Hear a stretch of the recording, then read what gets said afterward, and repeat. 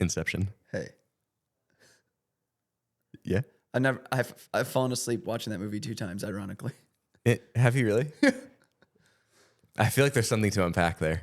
You've fallen asleep. Every time I bring this up, that's what everyone says. Wow. Oh, because you haven't seen. Wait, what parts have you fallen asleep during? Have you seen the ending? No. Okay. Do you fall asleep during the same part every time? I mean, it was 2 times like 10 years ago. So Was it the same part? I don't know. Oh. I don't know. Maybe I'm still there. Ooh. I think that's how the movie works, right? Well, I don't want to spoil it for you. I don't know. I really don't care. It's very good. You should watch it. Yeah, that's should- what everyone says. Yeah, we should watch that here for a movie night. Sure, I'll probably fall asleep. Dang. Okay, sorry. For a movie morning. Yeah. With coffee. Still might fall asleep. Dang it.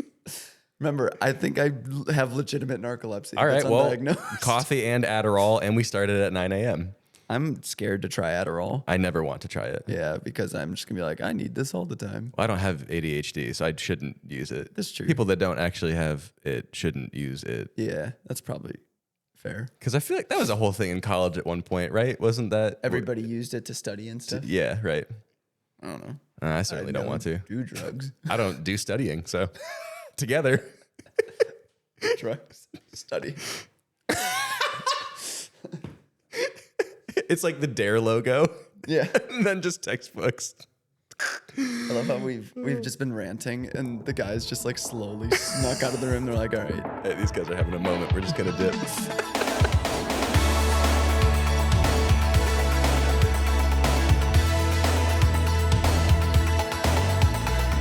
Hey everyone, welcome back to Rally Caps, a podcast for artists, entrepreneurs, and everybody in between. I'm Steven. And I'm Eric. And today... My voice cracked. You're doing a really good job with that new intro. And I just come in here and I'm like, I'm Eric. Well, hi, boys and girls. I'm 31 years old.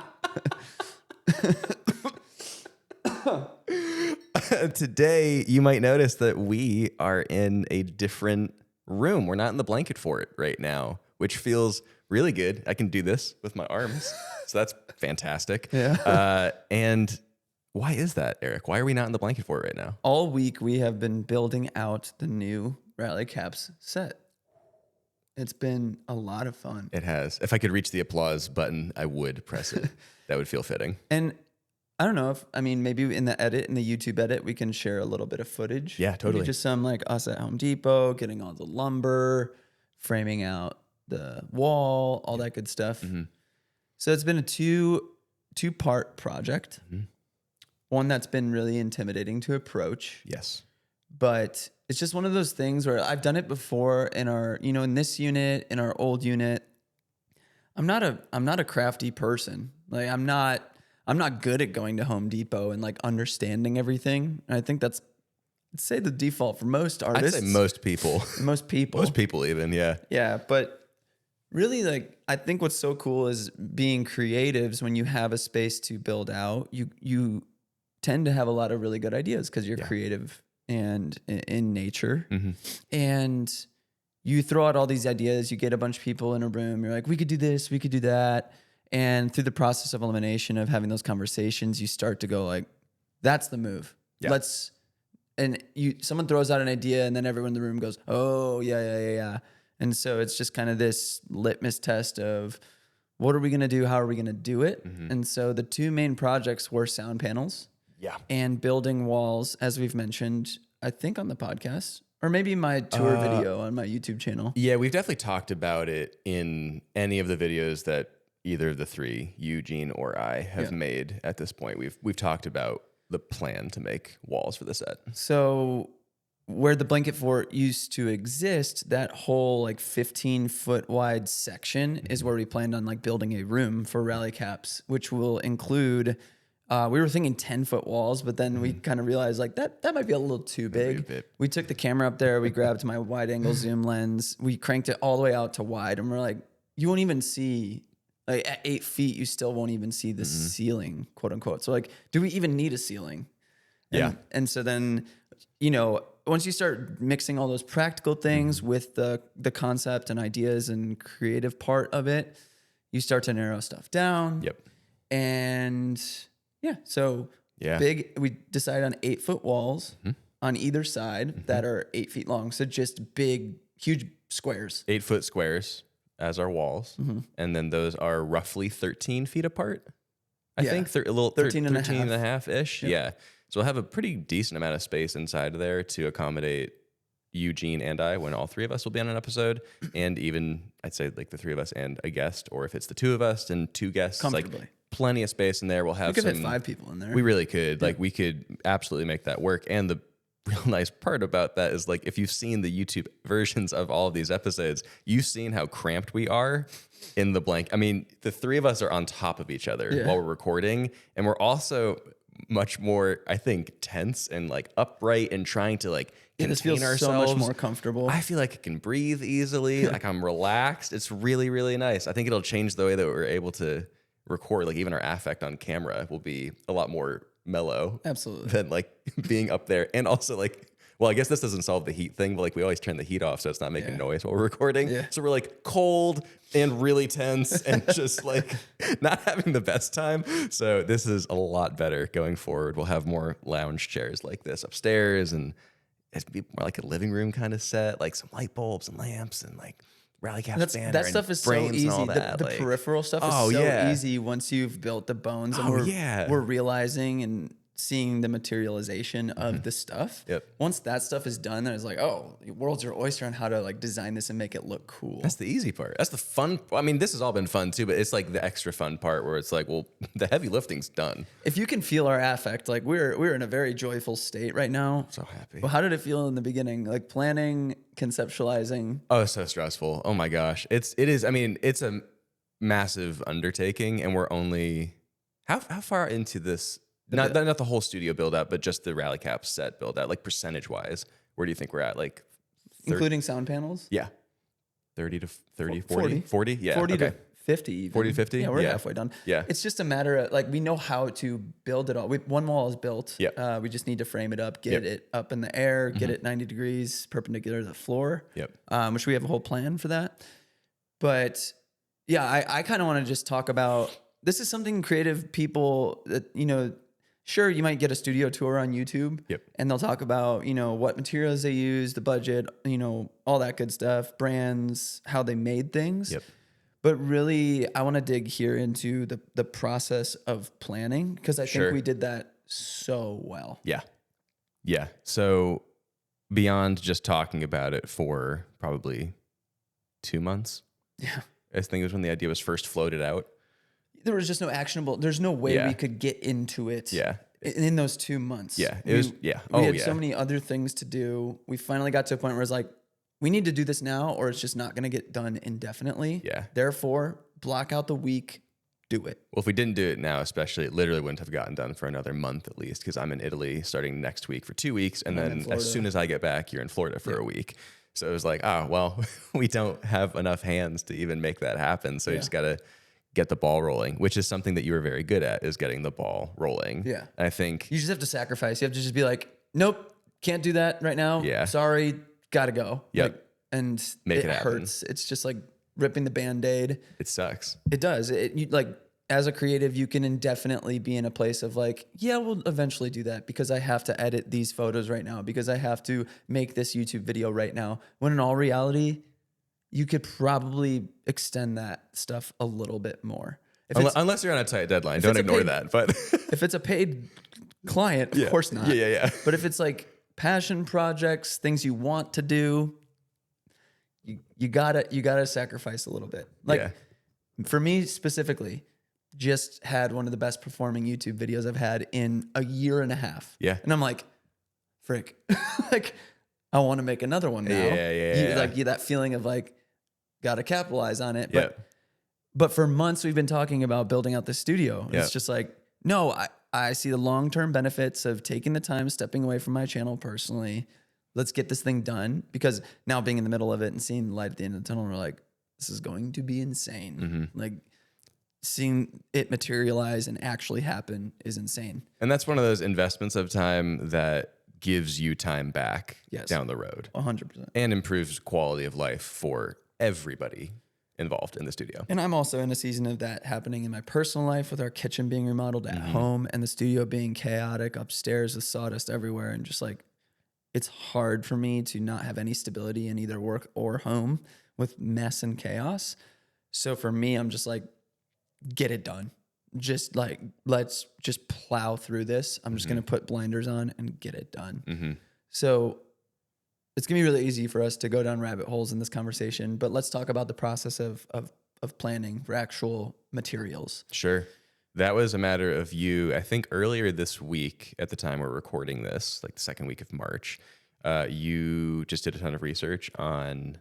Not even a ton, just like one YouTube series of building set walls. Yeah.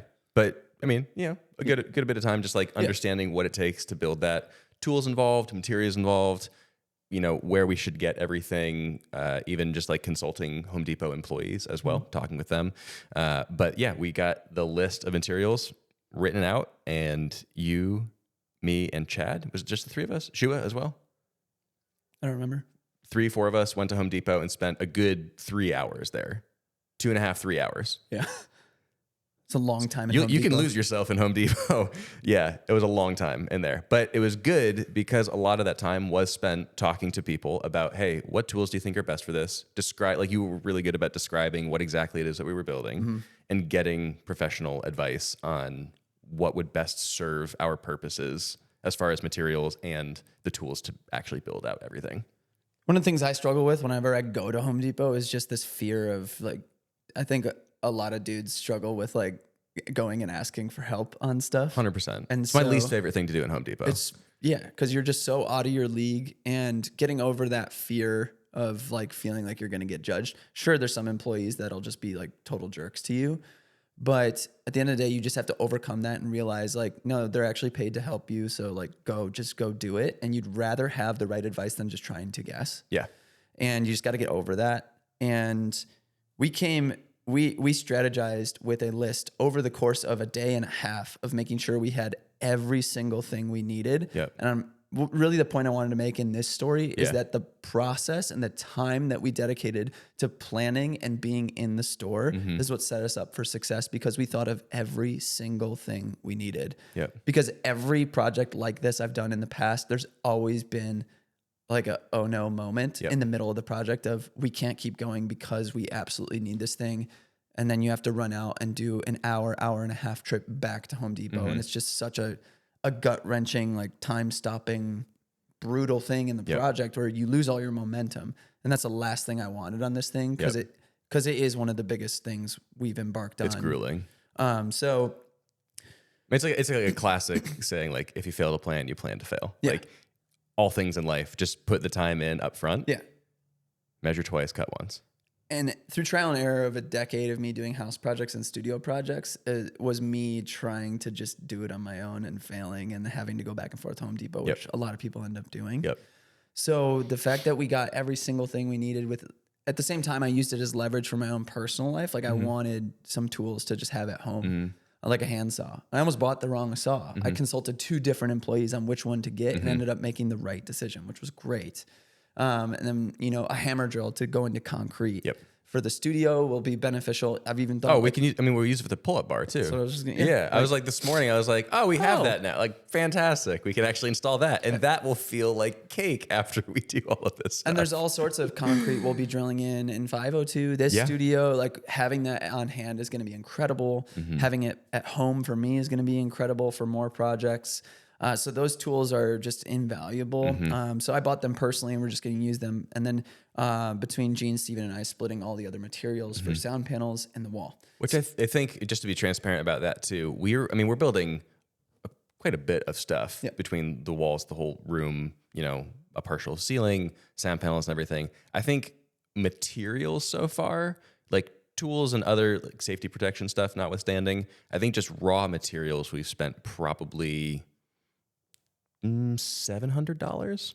I'd say a little more, like $700 or $800. Yeah, because in total, including like paint and some of the other things, it's been about $1,200. Yeah, total between the 3 of us. Yeah. But a lot of other kind of peripheral things were in there. I think like wood, nails, probably maybe $800 to $900. Yeah.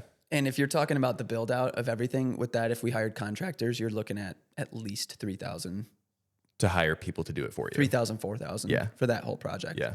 So to me, massive win in the budget. And then in the midst of that, we just pitched a commercial client that will probably pay the entire rent of that studio for the whole year. For the year. Yeah. Just about. Actually, yeah. That almost adds up. Yeah, that's pretty crazy. Yeah.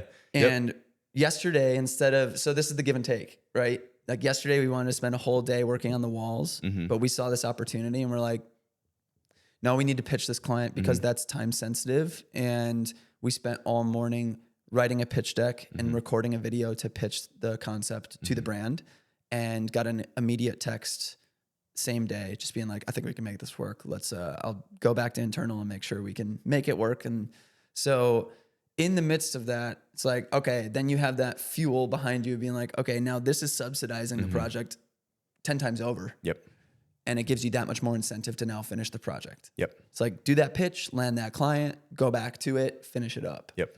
And that might extend, like we thought, by the end of the week, I think we'll have this all done. I don't think so now. Definitely not. Because of, what we went through yesterday with that pitch. Like I have to go get a haircut today. Stuff pops up. But it's just so exciting because we started to become a well-oiled machine, like an assembly line especially yesterday with the sound panels. That's going to be sick. Yeah, let's get into just kind of how, and it's birthing like new creative ideas too. But a quick pin in the sound panels. I'm very excited to talk about that. But I think that's like such a good reflection of what the new studio for the three of us has been like so far, where it's this underlying fuel, but we're also responsible people with a lot of other obligations, and we have to take time to step away. Like we said, let's build a wall in the studio, make a set and everything. Yeah. But it took 2 months until we actually could put that into action. And it's not that we lost a desire to do it. We were really excited to do it. We just had to attend to other things in the time being. So it's like having a way to like harness that energy that thing can bring to your life and not let it die out, but also have the wisdom to step back from it when you need to, when other things need your attention in your life, and not being so dead focused on it that you actually miss out on other really good opportunities that could all kind of work together for some like greater good. So I just think like what you said about like, started the walls, got the ball rolling. That was the thing that got us really excited to start seeing it happen. Yeah. We've got that energy still. You'll have the energy while you're at your haircut. I'll have that energy while I'm editing a YouTube video. Like whatever it is, like we're going to maintain that and just take it, manage our lives well, and get these things done very soon because we're super excited about it. Like taking a step back from something does not mean that you're like giving up or not pumped about it. And I don't want anyone to think that either. Just like do what you need to do. Like you have to attend to other things in your life as well. Just find a way to keep the fire for whatever it is that you're in the process of building. It's just really exciting. Like 602 has felt like such a catalyst for that for us this year. Absolutely. I think we're approaching it in a really healthy way too. Like in years past, back in the old unit, like Mike and I would work into the evening and night. Like we for some of the studio build out stuff, we would stay till like 11 midnight just to finish it up because, or we would like go home, have dinner, come back in the evening and then finish up a 5-hour project, which was also really beneficial. Like whichever way you want to do it. For me personally right now, with how big my family is now, being in marathon training, having other work obligations, I'm kind of like, there's no rush on this thing. Like if we still have an operational studio we're sitting in right now where we can make this set for Rally Caps. In the meantime, we can make a blanket for it. Whatever we need to do to figure it out in the process before the end goal is done, it's totally fine. Absolutely. And I think there's a huge correlation between the studio build out and how I approach a lot of my work on YouTube or just art in general. Like the personality I have, I always get so excited to share stuff with people, whether it be my friends or my audience online at large. I always want to like hurry to the finish line so that I can share it and get the euphoric response sometimes or just to be done with it. Yep. And this has been another lesson of discipline of just being like, with a new day, waking up the next day, you're going to be just as excited about tackling it again and with a pair of fresh eyes and a rested body, it's going to be really cool to step in with that much more energy and attack it again instead of working through it being tired. Yep. And with that process, it's still just gone so quick, really, really quick still. So that's really encouraging and would not be possible without the help of Chad and Shua. Like they are just absolutely crushing it with us. Absolutely amazing. And Alec too for the hand that he's given us from time to time. But yeah, Chad's been invaluable in this process and the specific building and like acquiring materials and everything. And he also has a background in it. So it's super helpful to have that. 100%. Yeah. Editor Chad, builder Chad. What can't he do? Yeah, it's really, like I said at the beginning, it's really intimidating to embark on a project like this. But as soon as you get all the materials and the tools and everything, you break everything down. Just like most things, it's like, it's not that complicated. Not that bad. You're like, okay, it felt really overwhelming, but now that like we're in this step of just framing this corner at 90 degrees and wood gluing and screwing it in, drilling holes, you're like, I've done all this stuff before. And, you know, with different disciplines, whether it be literally art class or wood shop and, you know, junior high. Yeah.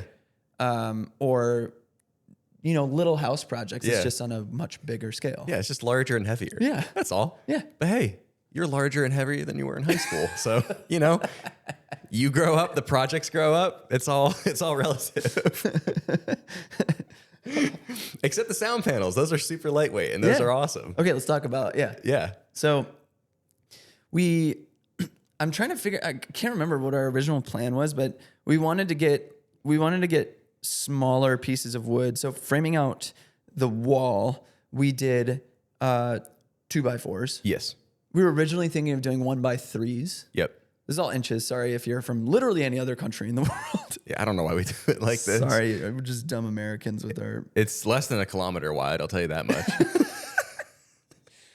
So we decided to go with like the common stud size of 2x4, which makes a lot of sense because we want the walls to be a bit more hefty than just a set wall. And all the 1x3s just didn't feel solid enough. Yeah, that was the other thing. Is like you kind of have to play it by ear when you're going out to get this because nothing's guaranteed. And we were like, oh, we can find everything we need at Home Depot. And then we go to the wood section. It's like most of this specific size of wood is really bad. Like it's just in bad shape. So we kind of adapted the plan a little bit to fit off of what would just be the best quality thing that we could take home. And seeing stuff in real life where we would take an 8-foot piece of lumber and stick it up. And I'm like, Steven, put your arms above your head. You know, you're like, is this big enough? And he's like, yeah, with it resting on another 2-inch, 3-inch, 4-inch foundation.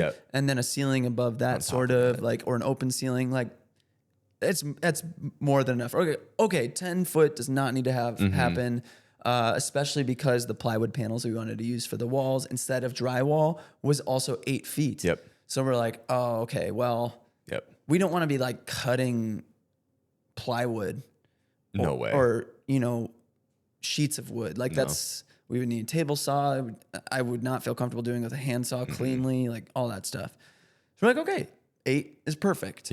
And so when we started thinking about the sound panels, you know, if you're in filmmaking or music and you've looked up sound panels to purchase, they're so expensive. Yeah, especially good ones that are meant to be hung from a ceiling. Not an expense most people want to take on. Yeah, it's like, it's going to sound great, but it's just like thousands of dollars when you're talking about a lot of them. So we're like, okay, let's frame out a wood rectangle frame. We'll put insulation in, and shout out to Edward Crockett. He's just Edward Crockett on Instagram.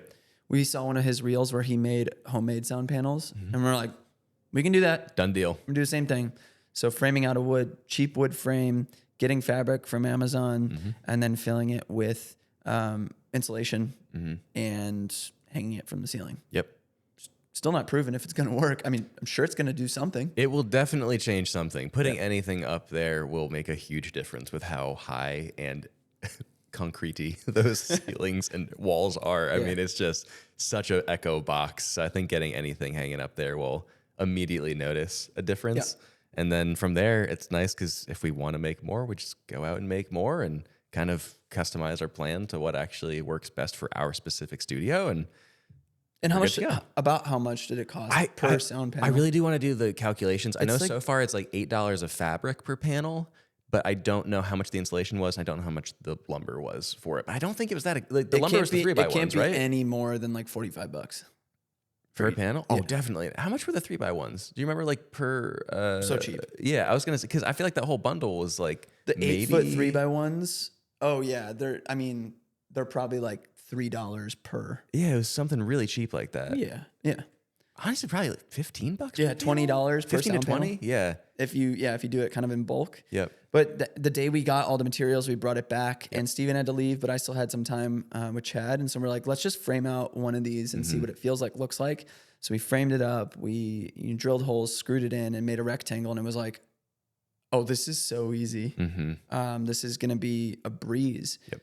And so the next day we just framed out all of them, made a few mistakes that we didn't reverse because they weren't super necessary. But then it was so cool because this dual project like made us realize we would have made those mistakes on the wall. And we're so thankful. Yeah. We framed out the sound panels first. Yeah, that's true. Because the way we stacked them inside versus outside, we were like, we weren't paying attention. And it was like, oh my, we would have completely framed out the wall incorrectly. And then 2 different heights or something. like the frame would have been too tall, and then the sound panels or the wood panels wouldn't have fit on it. Yeah. And as soon as we got the wood panels in the studio, we were like, wait, these look awesome. They're like pine, sanded. We got nicer ones. We didn't want just like the mealy particle board, like board IKEA kind of. Yeah, because we would have had to like just sand the crap out of it before painting it. So we got nice ones that were definitely more expensive. They were like $75 per sheet. So we got 4 of those. Yeah, so $300 for those, all in.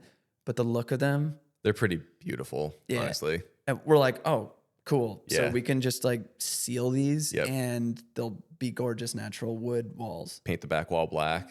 That contrast of that natural wood against the black will look awesome. It will be, and then we can like hang some stuff on it too, make it feel like it's just like a decorative gallery wall. Like I don't know, it's gonna look really good. Yeah, it's gonna look really good. And then once you start to realize like what these things look like and feel like in the space, then it starts blossoming all these other creative ideas. So I'm like, oh well, we said we weren't gonna have a ceiling, but I'm thinking structurally, how do we hold this up easier? Because we're going to be mounted to the floor, but these walls are very heavy with 2x4s and wood paneling. That plywood is no joke. It is solid, real wood. It's very heavy. So I'm like, we don't want this to be top heavy and like rip out of the floor and fall over. So we're going to wedge stuff in between a concrete beam and the edge. But I'm like, how do we connect them? I'm like, well, what if we just get 14-foot 6x planks and lay them across the top, screw them in the tops, and then the frame is solid across the top.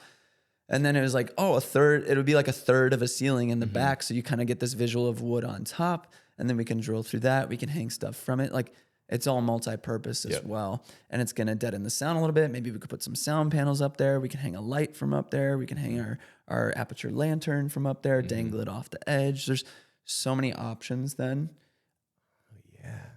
Yeah. I said another, okay. Once you start like seeing it actually materialize in real life, you see the dimensions, you see where it's going to be, how it's going to fit, the problems you run into with how you need to frame it and make sure it doesn't fall over. Then a material thing you need to do turns into then a new creative thing, which I just love that process so much. It's pretty amazing. Yeah. It's gonna feel unbelievable opening the door to that studio and seeing that fully built out. That's going to add a level of like legitimacy to this whole thing that I don't think we've even quite experienced yet. It's felt very fun, but really so far it's been a matter of just kind of rigging very temporary feeling things up there. And for that to be such a permanent and massive step forward for the production space as a whole, like once that's done, it's like, well, okay, great. What else? Like everything else will feel so small and so easy to tackle because most of it is not nearly as time intensive. It's just a matter of deciding on what thing to buy, order it, get it here, get it set up, and we're like completely good to go. Yeah. It's incredible. Do we talk about how we're going to actually hang the sound panels yet? No. How are we going to do that? Well, I don't know. Do we know yet? I don't know if it's really up to code, but yeah. Oh, yeah. There Never mind. No, it's fine. No. There are emergency water spigots across all of these ceilings in our huge loft studios. So they're for fires. So they have the tubes, the piping and the water spigots coming out the top, and they're held to a concrete ceiling by something called, that I learned in 303, clevis hangers. Really weird name, but they're anchored and mounted to the concrete and hold a ton of weight.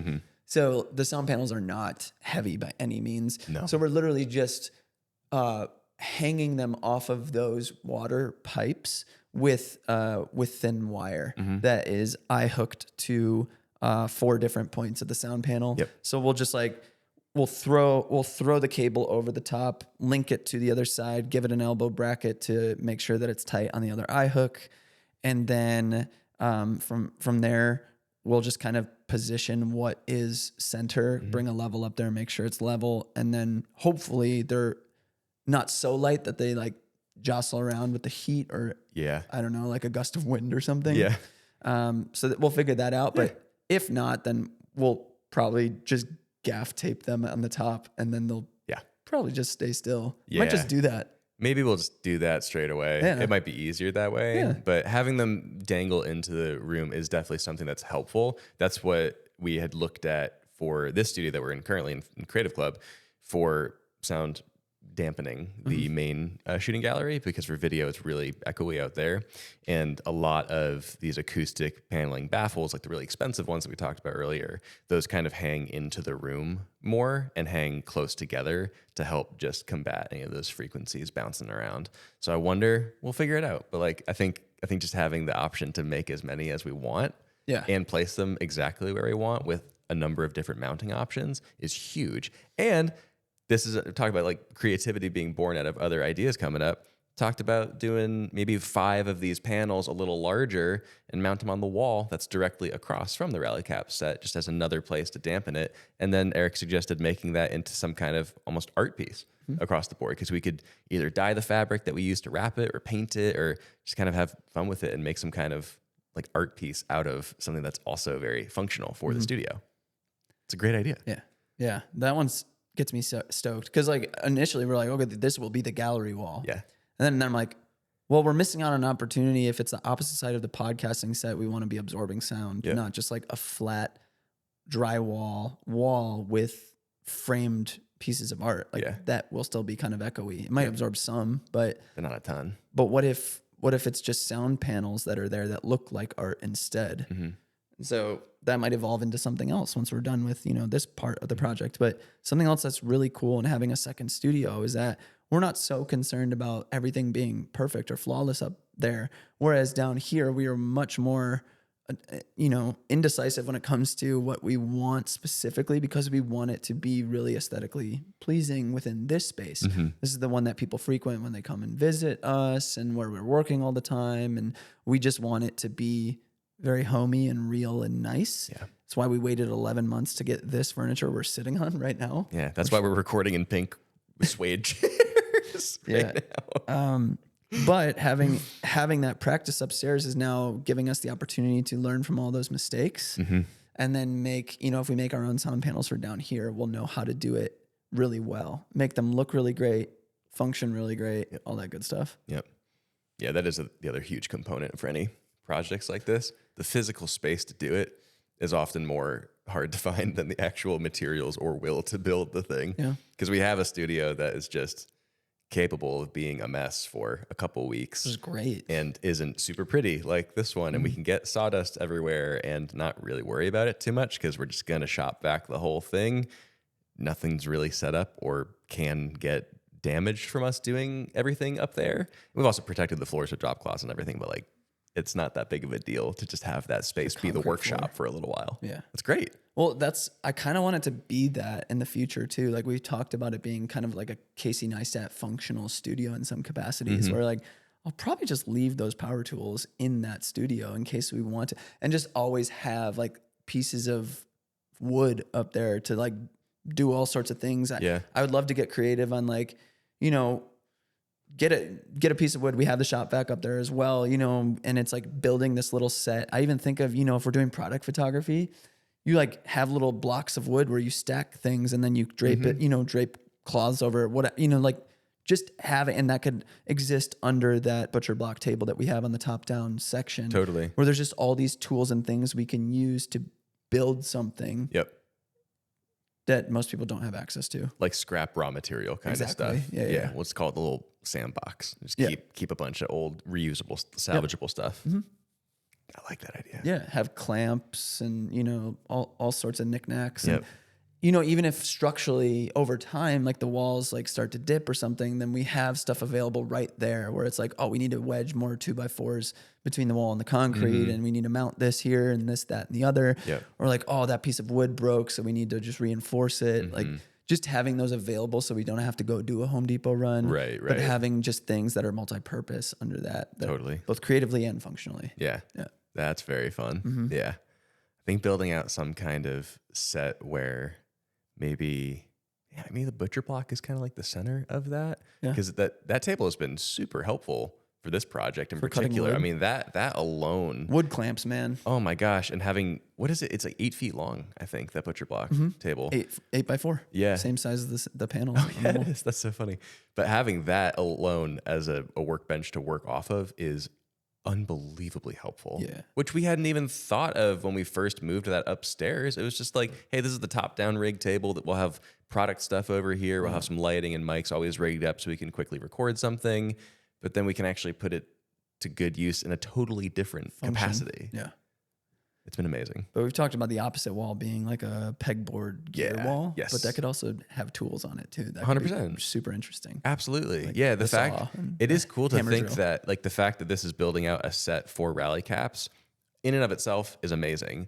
But on top of that, instead of this room being a shipping container shaped studio, now we actually have some dimension to it. And we have 2 brand new walls that we can use for functionality or a second shooting angle or something. I mean, that just actually expanded the overall versatility of the studio. Having a wood wall or like shooting into a corner of the rally caps room, you know, where it's wood on one side and black on the other. My gosh, with yeah. art here and there. Just against the wood on the inside. Yep. We could throw, we talked about putting like fabric on the backside. opposite side of one of the walls to use as like a textured kind of backdrop, like unbleached muslin or something kind of like a natural canvasy thing like that. And then a tool wall is a great idea for the other side. Pegboard material and everything. Just Maybe lights, camera stuff, tools. just those miscellaneous items that you're kind of reaching for fairly often and don't necessarily want to tuck away in, you know, a drawer or a bucket. Similar to what's behind me right now. If you're watching this, like it's a charging station. It's kind of like a pegboard, but then we can get LED lights to kind of feature different parts. Totally. It's another really, really cool wall to shoot up against. I love that. Let's definitely do that. Yeah. It's a great idea. Dang. Well, we need to get back to work. Yes, we do. Yeah.